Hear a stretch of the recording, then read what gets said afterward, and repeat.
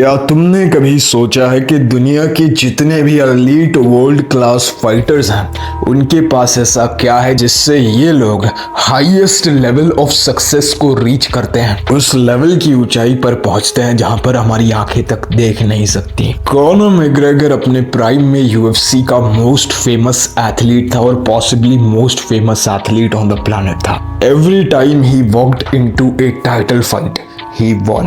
अपने अपोनेंट की बहुत ज़्यादा डिसरिस्पेक्ट करना, अपने आप को दुनिया में सबसे सुपीरियर एथलीट मानना और जो भी मैनिफेस्ट किया वो अचीव किया। Stripping that all back to start your career, a man with a dream, training in the gym day in day out. If somebody said to you, you'll have or you'll be as successful as you are now, what would you had said back then? I believe you. That's what I would have said. Because I did believe. Up until he met हबीब। हबीब ने Connor का pride उसके against use किया और वो पहले ऐसे opponent थे जिसने कॉनर को एक टाइटल फाइट में हराया।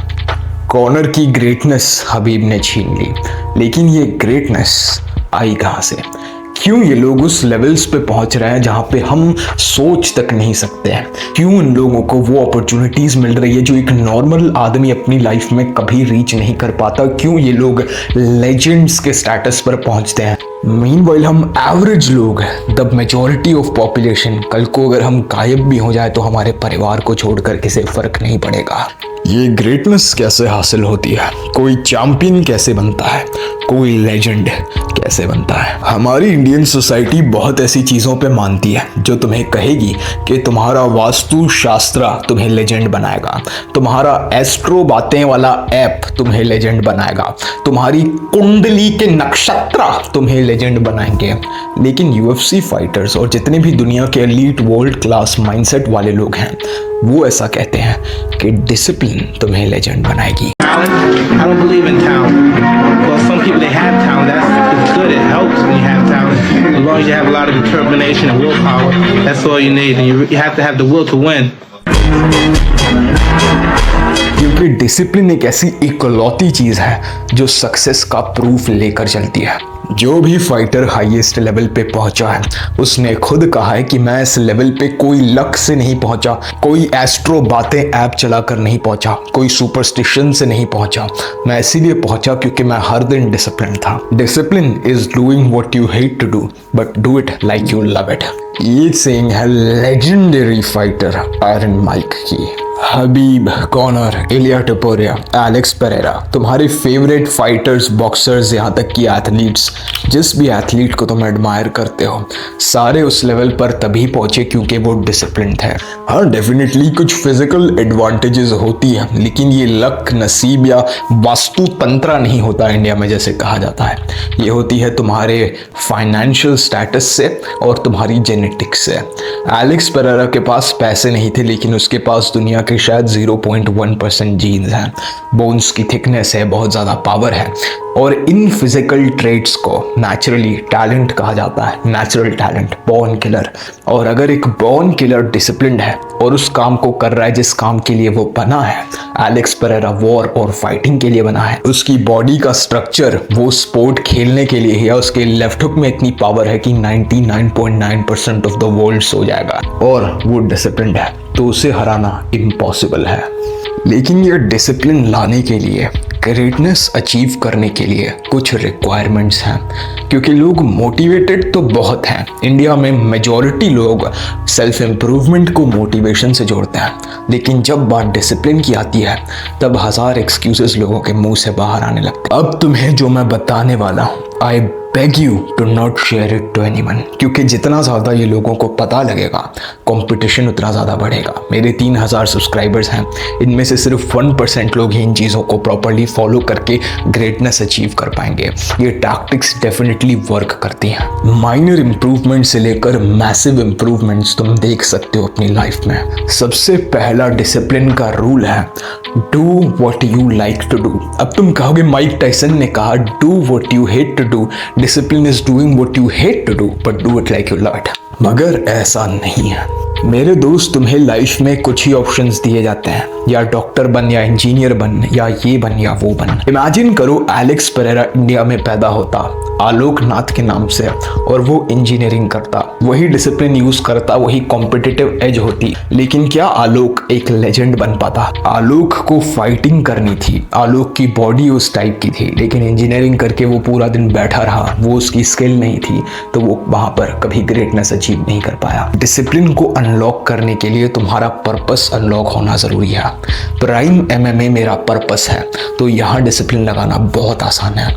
लेट्स से तुम मुझे कहते हो कि तुझे दीवार को पेंट करना है या यहाँ झाड़ू मारना है या फिर कुछ ऐसा करना है जो मुझे करना पसंद नहीं है। अगर काम पर्पसफुल नहीं है तो वहां पर डिसिप्लिन रहना बहुत मुश्किल हो जाता है। फाइटर्स एलीट इसीलिए हैं, लेजेंड्स इसीलिए हैं बिकॉज उनको पर्पस मिल गया।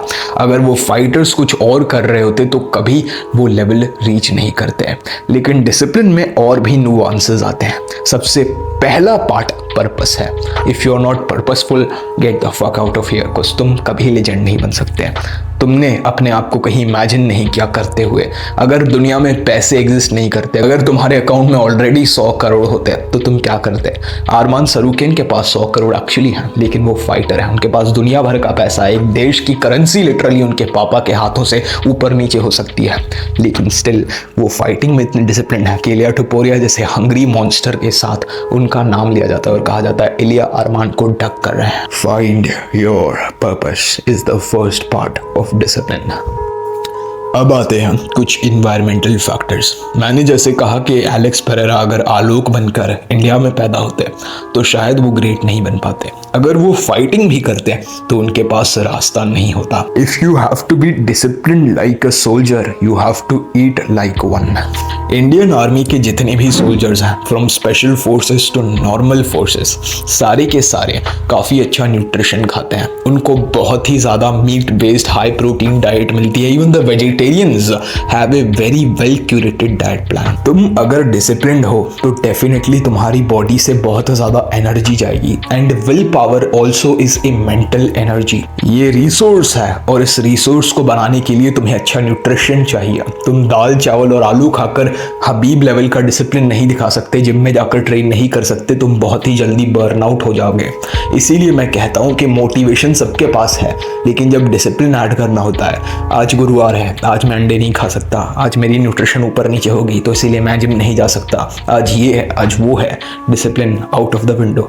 मोटिवेशन उस दिन है जिस दिन सब परफेक्ट है, डिसिप्लिन उस दिन है जिस दिन सब खराब है, लेकिन फिर भी मैं शो अप कर रहा हूँ। मेरी डाइट परफेक्ट नहीं है, मैं शुगर खाता हूँ, थोड़ा जंक फूड खाता हूँ, लेकिन एक चीज़ कंसिस्टेंट है, मैं डेली 100 से 150 ग्राम प्रोटीन कंज्यूम करता हूँ, चिकन ब्रेस्ट और अंडे खाता हूँ। इस वजह से मेरी लाइफ में क्लैरिटी, दिमाग में क्लैरिटी बहुत होती है। ये बातें जो मैं बोल पा रहा हूँ, अगर मैं आलू परोठे और दही खाता तो पेट में गैस होती, काफ़ी अजीब सा फील होता, तो मैं वो नहीं बोल पाता। Still nutrition is not the hardest part. Purpose find करना और उसे फॉलो करना ही इंडिया में सबसे बड़ा हार्ड पार्ट होने वाला है। तभी मैंने कहा कि सिर्फ 1% लोग इंप्रूव कर पाएंगे, क्योंकि जब पर्पस होता है तभी डिसिप्लिन पॉसिबल है। उसके बिना सिर्फ मोटिवेशन होती है। Motivation is a positive thing, मगर इट बिकम्स अ प्रॉब्लम। मैं किसी दिन उस पर बात करूंगा, लेकिन आज सिर्फ डिसिप्लिन पर बात करनी है। लास्ट टूल जो तुम यूज़ कर सकते हो डिसिप्लिन बिल्ड करने के लिए, वो है जिम जाना। If you don't work out, you should not even think about discipline. अगर तुम्हारा जिम जाने का एक कांस्टेंट टाइम है, एक वर्कआउट रूटीन है, पुश पुल लेग या फिर सिंगल मसल स्प्लिट, तुम्हें डिसिप्लिन की इंपॉर्टेंस समझ आएगी। तुम जिस दिन एक मसल ग्रुप को मिस करोगे, तुम्हें दिखेगा कि वहां पर प्रोग्रेस कम हो रही है। तुम्हें जिम जाने का ऑब्सेशन होगा और जिम में जाकर डेली तुम्हें एक डोपामीन हिट मिलेगा, तुम्हारे दिमाग में तुम्हारी सेल्फ वर्थ बढ़ेगी। इसे कहते हैं positive reinforcement due to delayed gratification. UFC fighters delayed gratification ही हमेशा चेस करते हैं, और जैसे ही वो इंस्टेंट ग्रेटिफिकेशन के पीछे जाते हैं, उनकी डाउनफॉल शुरू हो जाती है। सबसे बड़ा एग्जांपल था Conor McGregor. And the last rule of discipline is there are no excuses. अगर तुम एक्सक्यूजेस देते हो अपने फेलियर के कि मैं ग्रेट क्यों नहीं बन पाया, मैंने वो अचीव क्यों नहीं किया जो कोई और कर रहा था, या फिर जो तुम्हारे कंपटीशन ने कर लिया, या फिर काफ़ी लोगों ने किया और तुम पीछे रह गए, तुम्हारे पास एक्सक्यूजेस हैं।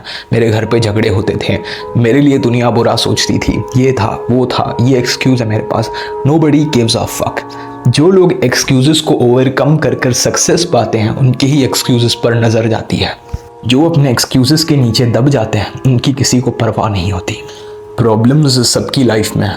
तुम्हें डिसीजन लेना है कि तुम्हें इन प्रॉब्लम्स के अंदर दबना है या फिर इन प्रॉब्लम्स को हेड ऑन फेस करना है लाइक अ मॉन्स्टर। चाहे तुम कितने ही कमज़ोर हो लेकिन लड़ो इस प्रॉब्लम से। काफ़ी लोग सोचते हैं कि सारी दुनिया सारा यूनिवर्स उनके अगेंस्ट है। मैं ऐसा सोचता हूँ कि मुझे बस मेरी प्रॉब्लम्स को आंखों में आंखें डालकर फेस करना है और यूनिवर्स मेरे साथ है। मैं ग्रेटफुल होता हूँ कि मैं हर सुबह उठा हूँ, मुझे न्यूट्रिशन मिला है, अच्छी ताकत मिली है। इंडिया में कितने ही लोग न्यूट्रिशन और जिम का एक्सेस ले पाते हैं और मैं लड़ूंगा। अगर तुम्हारी भी मेंटालिटी ऐसी बन जाती है यू वुड बिकम अनस्टॉपेबल।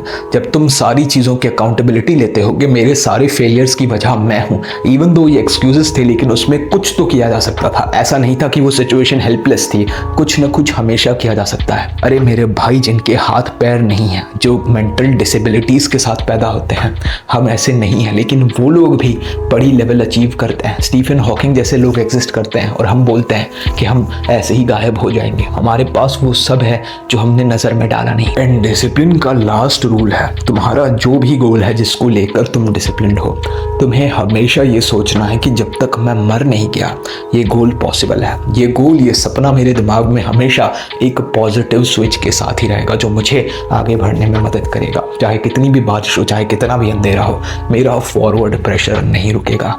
चाहे मेरा दुश्मन मेरे मुंह पर कितने ही मुक्के दागे, लेकिन मैं रेंज में जाऊंगा, अपना काउंटर लैंड करूंगा। जब भी तुम तकलीफ में हो, ऐसा लग रहा है कि आई हैव टू क्विट, तुम्हें ये सोचना है कि अगर मैंने क्विट किया तो वो गोल का सपना गायब हो जाएगा। वो गोल पॉजिटिव है, पॉसिबल है, बस मुझे ये तकलीफ को ओवरकम करना है। और यही प्रिंसिपल्स ऑफ डिसिप्लिन है जिसे लोग फॉलो करते हैं। लेकिन 60% जेन्युइनली पर्पस ये होता है। If you have a purpose, discipline is very easy. If you have a routine, discipline is very easy. Either you run your day और योर डे रन्स यू। तुम्हारे पास कोई टाइम टेबल नहीं है, कोई discipline नहीं है तो टाइम कहीं निकल जाएगा और you would be lost in the shuffle। India की पॉपुलेशन है 1.5 बिलियन। ये वीडियो कुछ हज़ार लोग देखेंगे और उनमें से कुछ 10-15 लोग ही चेंज ला पाएंगे और उनमें से शायद सिर्फ एक ही कुछ नाम कर पाएगा। लेकिन अगर इन प्रिंसिपल्स ने तुम्हें कोई हेल्प करी है अपने गोल में आगे बढ़ने के लिए, ड्रॉप अ कमेंट मेरे भाई। And you know the drill. God bless, I will see you at the top.